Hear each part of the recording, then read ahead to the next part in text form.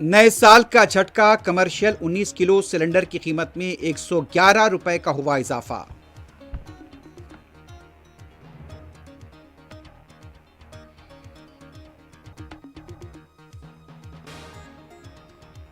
साल 2026 का सूरज तुलू, सदर जमहूरिया, वजीर आजम मोदी, मरकजी वज़रा और कांग्रेस लीडर्स ने दी अवाम को मुबारकबाद।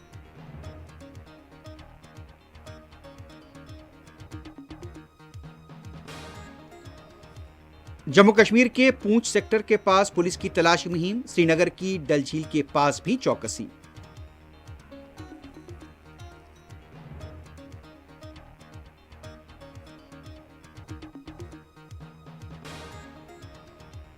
हैदराबाद में नए साल की आमद का जोश व खरोश के साथ इस्तकबाल, पुलिस के वसी तर इंतजामात।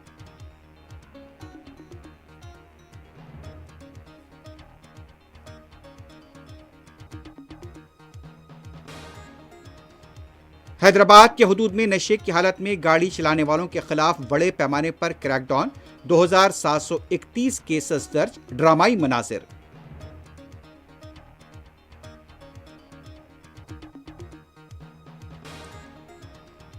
ज़ोहरान मोमदानी ने न्यूयॉर्क के मेयर की हैसियत से लिया हल्फ।